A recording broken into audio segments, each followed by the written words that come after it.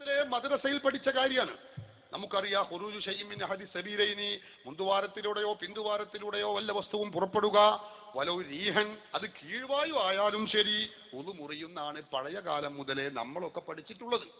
മുജാഹിദിന്റെ നേതാവ് എഴുതിയ നമസ്കാരം എന്ന് പറയുന്ന പുസ്തകമാണിത്. ഇതിന്റെ 16ാമത്തെ പേജാണ്. ഉസു മുറിയുന്ന കാര്യങ്ങൾ. മുജാഹിദിന് അങ്ങനെയല്ലേ, ഉസു കുസു എന്നൊക്കെ അല്ലേ ഉണ്ടാവുള്ളൂ. അതിൽ പറയുന്നത് എന്താ കേട്ടോളൂ, ഞാൻ വായിക്കാം. താഴെ പറയുന്ന കാരണങ്ങളാൽ വുസു ദുർബലപ്പെടുന്നതാണ്. അതായത് ഉളു ദുർബലപ്പെടും. 1, മലമൂത്രദ്വാരങ്ങളിലൂടെ വല്ലതും പുറപ്പെടുക. എന്നിട്ട് ബ്രാക്കറ്റിൽ എഴുതുകയാണ് എന്താ, കീഴ്വായു ആയാൽ, കീഴ്വായു പോയാൽ അങ്ങനെ പെട്ടെന്നൊന്നും ഉളു മുറിയില്ല. കീഴ്വായു ആയാൽ വാസനയോ ശബ്ദമോ ഉണ്ടായെങ്കിലേ ഉളു മുറിയുകയുള്ളൂ. സുബ്ഹാനല്ലാഹ്. മലയാളത്തിലാണ്, ആർക്കും വന്ന് നോക്കട്ടോ, മലയാളാണിത്. കീഴ്വായു പോകുമ്പോ പതുക്കെ ആരും അറിയാതാണ് പോയത് കൊണ്ട് ഉളു മുറിയില്ല. പിന്നെ എന്ത് വേണം? തലച്ചുലച്ചു വരുന്ന സുനാമി പോലെ പ്രകമ്പനം കൊള്ളിച്ചു ഉച്ചത്തിൽ വരണം. എന്നാ പിന്നെ ഓന്റെ ഉളു ഒന്ന് മുറിഞ്ഞു കിട്ടിയത് തന്നെ ഫലില്ലാഹിൽ ഹംദ്.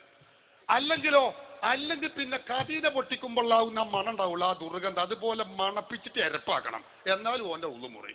അല്ലാതെ ഓന്റെ ഉളു മുറിയില്ല എന്ന് പച്ച മലയാളത്തിലല്ലേ എഴുതി വെച്ചത്. ഈ ജാതി ഇമാമിനെ തുറന്ന് നിസ്കരിച്ചാൽ നിൽക്കാനും ശരിയാവും. നിങ്ങൾ പറയും